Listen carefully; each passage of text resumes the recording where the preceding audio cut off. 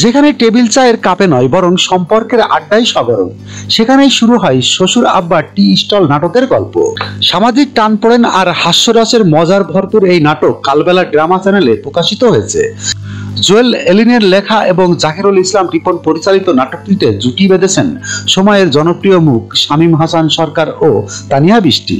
গল্পের কেন্দ্রবিন্দু এক সদ্য বিবাহিত দম্পতির প্রেমের টানে বাবার আদর ছেড়ে এক নতুন জীবনের পথে পা বাড়ায় তারা। পালিয়ে বিয়ে করে দুই পরিবার থেকে বঞ্চিত হন নব দম্পতি। ছেলের একমাত্র সম্বল ব্যাটারি চালিত রিক্সা ও মেয়ে কাজ নেয় মানুষের বাড়িতে। নানা ঘটনায় এগিয়ে যেতে থাকে নাটকের গল্প। গল্পের মূল চরিত্রে থাকা শামীম হাসান সরকার বলেন, এটা এমন একটা গল্প যা দেখলে মানুষ মন খারাপ ভুলে হাসতে বাধ্য হবেন।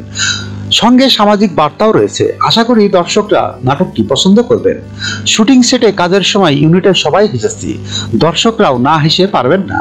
তানিয়া বৃষ্টি বলেন, নাটকে আমি হাওয়া চরিত্রে অভিনয় করেছি। মজার একটি গল্পে নাটকটি নির্মিত হয়েছে। এত মজার গল্প আমরা শুটিং সেটে নিজেরাই অনেক মজা পেয়েছি। দর্শকরা উপভোগ করবেন গ্রামীণ পরিবেশে নির্মিত নাটকটি। নির্মাতা জাকিরুল ইসলাম রিপন বলেন, গল্পটি যেমন হাসায় তেমনি পরিবারের জটিলতাগুলো নিয়ে ভাবতে বাধ্য করে। শ্বশুর আব্বার টি স্টল দেখার পর দর্শকরা উপলব্ধি করবেন জীবনের বড় সমস্যাগুলো কখনো কখনো ছোট মজার মধ্যে লুকিয়ে থাকে।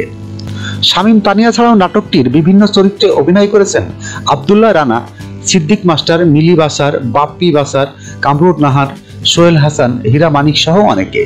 বুধবার 29 জানুয়ারি কালবেলা ড্রামা চ্যানেলে নাটকটি প্রকাশিত হয়েছে। আশিয়ান সিটি নিবেদিত শ্বশুর আব্বার টি স্টল নাটকটি কালবেলা ড্রামার দ্বিতীয় নাটক। এর আগে চ্যানেলটির প্রথম নাটক পাগলের সুখ মনে মনে দর্শকদের মধ্যে ব্যাপক সাড়া ফেলে দেয়। যখনকার খবর তখনই দেখতে চোখ রাখুন সুন 24 টিভিতে। চ্যানেলটি সাবস্ক্রাইব করুন।